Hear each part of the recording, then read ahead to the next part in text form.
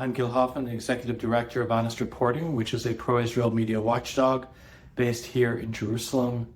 And it's an organization that's been around for 25 years monitoring anti-Israel bias in the media. But since October 7th, 2023, it has been a lot more intense because there has been an information campaign against Israel that has been a lot more effective and just as powerful as October 7th. And we are constantly facing blood libels against Israel that need to be proven wrong. The media must be corrected because this is a narrative war, and the consequences very stark. We just recently saw consequences that included France and other countries announcing that they will reward the actions of October 7th. Hamas said that their campaign was successful. So that's the kind of consequence, as well as what else?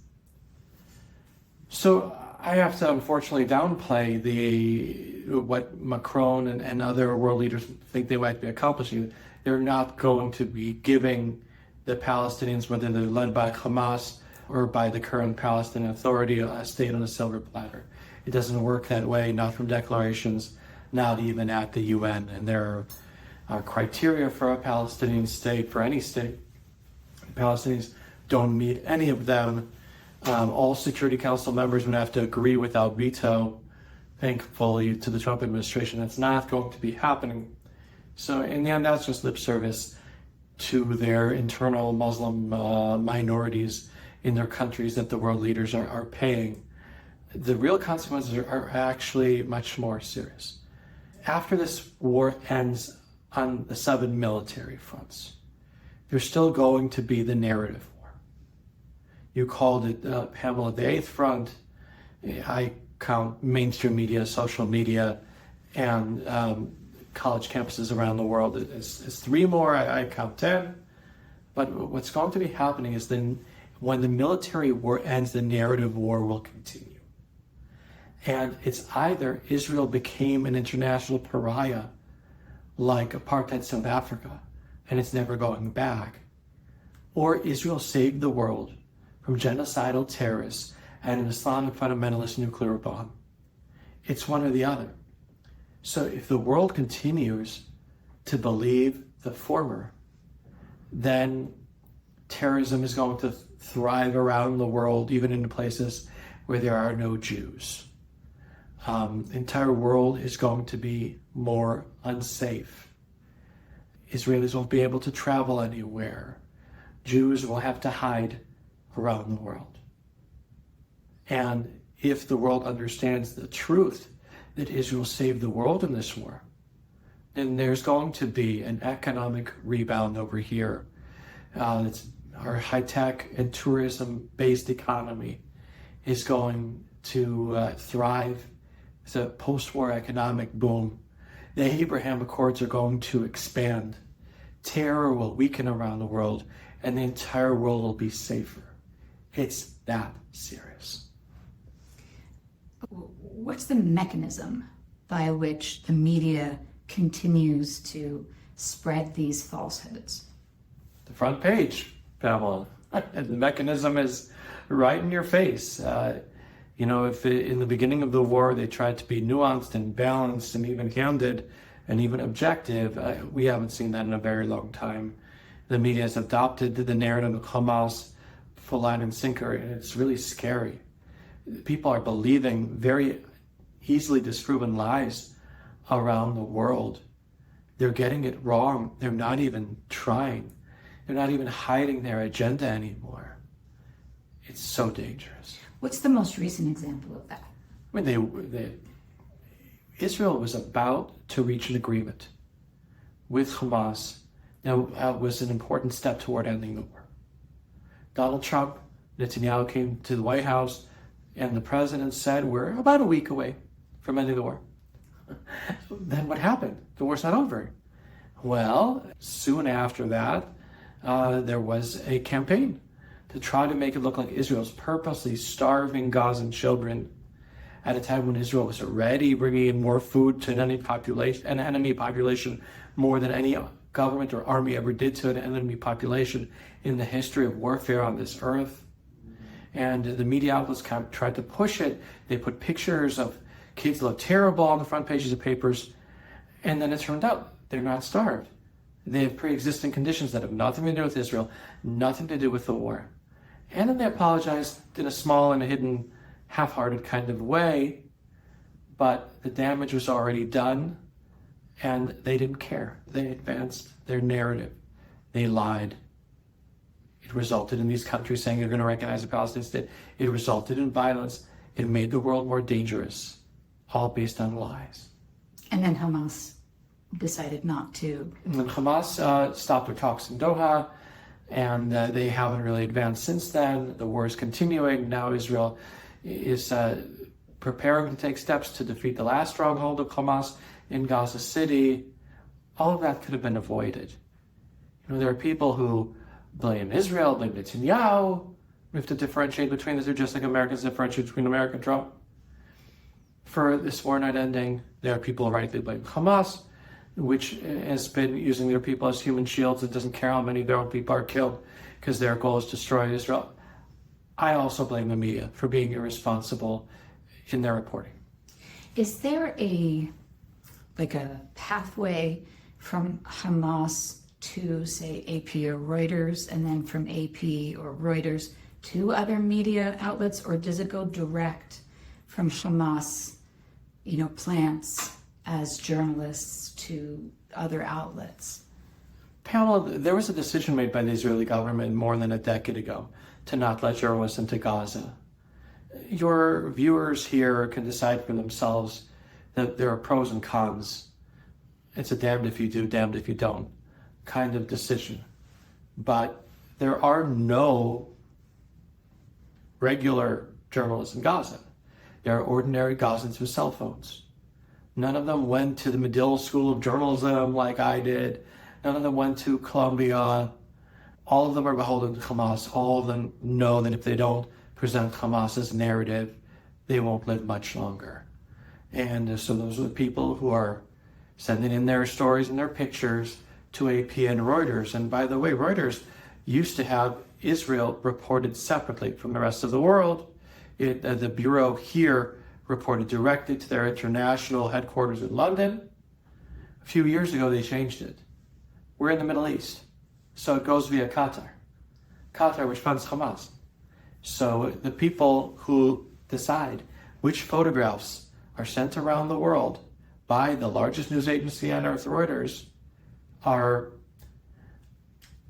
pro-Hamas people in Qatar. Wow. Are there other examples like that of things that people wouldn't know if they didn't do a lot of digging? I just don't think that people realize how they're getting their news nowadays. The top journalists in the world have parachuted into Israel right after October 7th, and all the journalists who were stationed in Ukraine were sent over here without any background or knowledge, but they were very much professionals. And that's continued to be. You've had them report the good and the bad over here. You're not getting the top journalists in the world out of Gaza, and people need to realize that they need to filter it. They need to be better news consumers and understand that they can't trust any information they're getting out of the mainstream media that's really just a bunch of Hamas sympathizers there in Gaza. What was the reasoning for not allowing journalists into Gaza? And when did that start? 2014, during the war in Gaza in 2014. The reason was to not let them get killed. I know Shireen Abu Akleh was killed in the line of fire, Al Jazeera reporter in West Bank. You could have added dozens of Shireen Abu Aklehs in Gaza. They're already accusing us of killing journalists. They're already accusing Israel of killing journalists in Gaza, and many of them were working for media outlets that are part of terrorist organizations, Quds TV, that's part of Hamas, and many of them were killed in their day job of being terrorists when they were moonlighting as journalists. But no, Israel has not purposely killed a journalist in this war. What do you think is the mechanism? I mean, you said the front page when I asked what this mechanism was to start with. But what's the reason that there's such credulity about the information coming out of Gaza, and obviously coming either from Hamas or blessed by Hamas? What's the reason that there isn't a level of skepticism among mainstream media journalists? They maybe are pretending to be objective. If they give the Israeli point of view, then they have to give the Hamas point of view. But then they write Israel claims, or Israel didn't present credible evidence, and then they take what Hamas told them as verbatim. We've seen that a lot in this war too. Yeah, that's one of the things that you've pointed out, is the lack of balance in the way in which material is presented. What are some other examples of those really small things that people might not notice that they could look for? So they quote they quote Palestinian health officials in Gaza, or some health department that they don't really have. Gaza Health Ministry, they have a PR ministry. There is a health department for the Palestinians. It's in Ramallah. It's part of the Palestinian Authority. They offered the Hamas their services. They, for instance, know how to count dead people. They don't do it by an automatic algorithm. Nobody knows how many Gazans have been killed in this war, but we know that every Israeli and every Palestinian killed in this war is the fault of Hamas attacking Israel on October 7th. When Israel was moving full speed ahead with expanding the Abraham Accords, the Saudis had asked for doubling the amount of workers coming in from Gaza into Israel. Israel had agreed. That would have revitalized the Gazan economy. Everything was going toward peace in the Middle East until 6:29 a.m. on October 7th. People don't remember what the top headline in the world was in September 2023. I'm in Israel. We've got 4,000 years of history over here. I'm not asking you what happened 400 before Christ. I'm asking you what happened in 2 years ago. Okay, September 2023, the Crown Prince of Saudi Arabia went to the UN General Assembly and said he's going to normalize relations with Israel. That's one of the reasons why Hamas attacked Israel on that day. They wanted to prevent the Abraham Accords from moving forward. Explain to people what the reasoning would be for trying to, derail that process. For people who don't really understand what would make that such a problem for Hamas. The whole point of the Abraham Accords was to bypass the Palestinians on the way to Middle East peace. The old format of Bill Clinton, John Kerry, among others, was that no Arab country is going to normalize relations with Israel until the Israeli-Palestinian conflict is solved. And Netanyahu said, no, I think it goes the other way.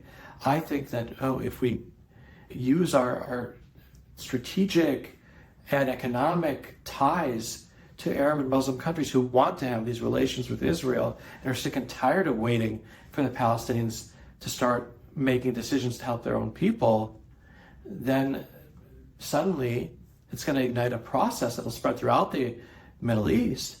And then the Palestinians will realize they're being left behind. And then they'll finally want to get the kind of leaders who are willing to make the sacrifices necessary to help their people. And so I can understand why Hamas would want to get in the way of that. They want the entire Middle East to be at war with Israel. They don't want the entire Middle East to be making peace with Israel. And so even though heads of Iran and Hezbollah told Sinwar, no, you should wait, Iran's about to get the nuclear bomb, it makes sense to attack Israel on all 7 fronts then. Sinwar said, no, he's going to attack, they'll come later, fine. And he went through with it. He did it because he wanted to pre-up the Abraham Accords. He also wanted to take advantage of Israelis being very divided amongst themselves. And there's a third reason, which is the Iron Beam. Every Iron Dome missile that is fired to shoot down a missile fired at Israel is $30,000. The Arrow missile that Israel uses to shoot down missiles fired from Iran and sometimes the Houthis in Yemen, $1 million. for a long-range missile. It goes in space. The Iron Beam runs on electricity. It's a laser. $3. So that's another reason why Hamas attacked them. So this is something that's under development, the Iron Beam? Yes, it's under development. It was being used a little bit in this war. Israel needs to make a lot more. Like, you have to have batteries, just like an Iron Dome. You have to have several. Unfortunately, we're at war on a number of borders over here. So we're not ready. You made me think of the history of the conflict with the Palestinians, and that there's a kind of a reversal now, in that for a long period of time, my understanding is that the Arab League, or whatever it was called at the time, in 1948, the Arab countries that surrounded Israel all attacked together in a coordinated effort. And when they lost, they wanted to keep Palestinians in refugee status. They were used for a period of time, and then they sort of lost interest in using them that way and left them, right, exactly. And now the Palestinians, they don't want to do what the big brother type countries want of them, which is, okay, we're done using you now. You've lost your usefulness, and so you should just be peaceful now.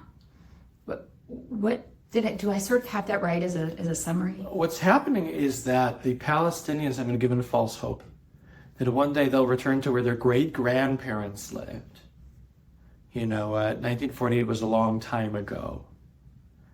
Jews also, a lot of them lived in their Muslim countries in the 1940s, but they were forced out. All their wealth was taken away from them, and they came here with the shirt on their back, and they built them up, and they worked, and now their grandchildren are very successful and thriving.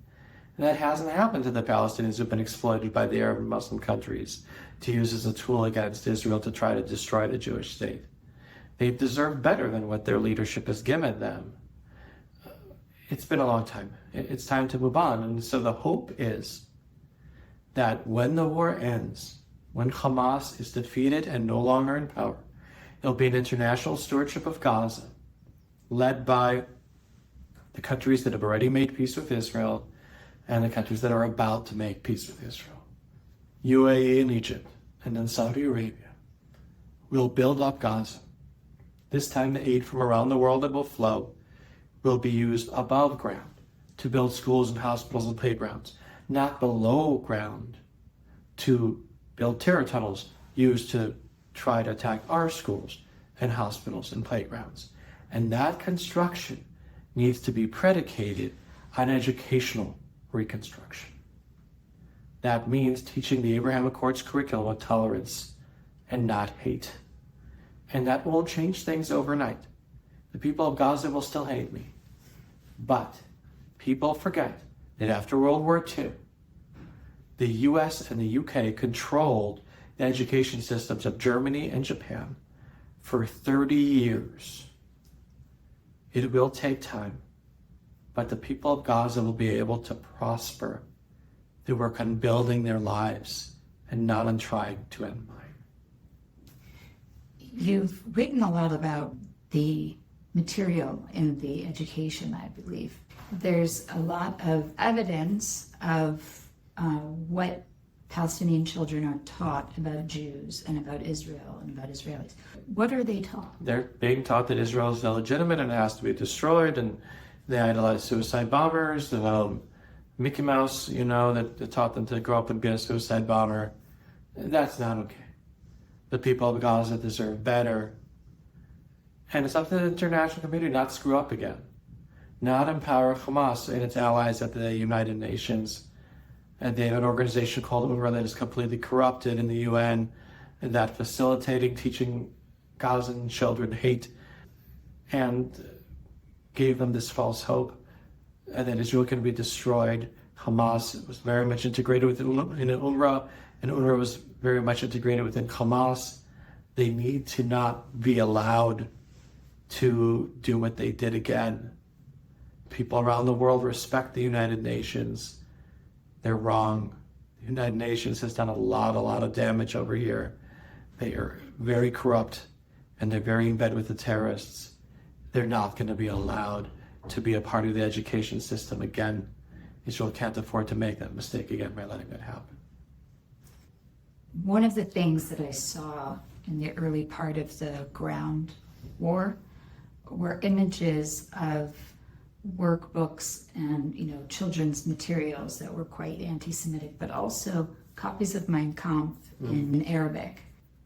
Doesn't it seem like it could be difficult, if not impossible, to undo that level of indoctrination?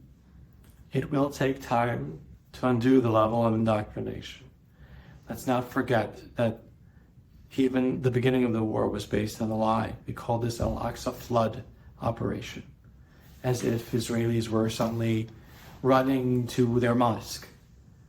We don't care. This, 48 to 67, Jordan occupied Jerusalem, and they didn't let Jews into their synagogues. They didn't let Jews into the old city of Jerusalem at all. Since then, there's been religious freedom, and there will continue to be. So that what they're being taught is that Israelis want to destroy the mosque. Is this something they've been taught for a long time, or was this a new invention to run up to this war? Yeah, the mosque has always been used as this propaganda tool to try to instigate hatred among the people. There are dozens of examples of this in hundreds of years of history. And it's still happening today. Today there was a story in United Press International that accused Israel of Israelis wanting to enter the mosque and calling upon the people calling on Muslims to go and protect the mosque. It was a little ridiculous. You can see it on the Honest Reporting X account. What was the misinformation or disinformation that was used in the run-up to the intifadas? Was it the same stuff? Yeah. Did the media also propagate it then, or was there a turning point? Ariel Sharon went and visited the Temple Mount, and that was used as an excuse to start a wave of violence against Israelis. That's the second intifada. Yes, that had been planned for a long time, and it wasn't true. But all kinds of accusations have been going around forever to harm Israel, and that's why the narrative war matters so much. It's very easy to instigate a riot just by telling a lie. In the beginning of the second intifada, did the media behave the same way that they're behaving now? Did they? Yeah. The media propagated lies told by Israel's enemies, didn't give credence to Israel's point of view, and that only made things spread further and become more dangerous. What are three things that everybody who's consuming media in the English-speaking Western world should know or look out for? You should know that Israel has done more to minimize civilian harm than any army in the history of mankind. Sometimes more successful than others, but certainly tried. In fact, right now, Israel's guiding civilian masses out of Gaza City to prevent them from being harmed when Israel would attack Hamas. They need to know that Israel's enemies have done more to maximize civilian harm to both Israel and its own people than any army in the history of mankind. And they need to know that this can all end immediately if the hostages would be released. The war can end in a split second, and the lives of Israelis and Gazans will get much better, and people will be safer throughout the world.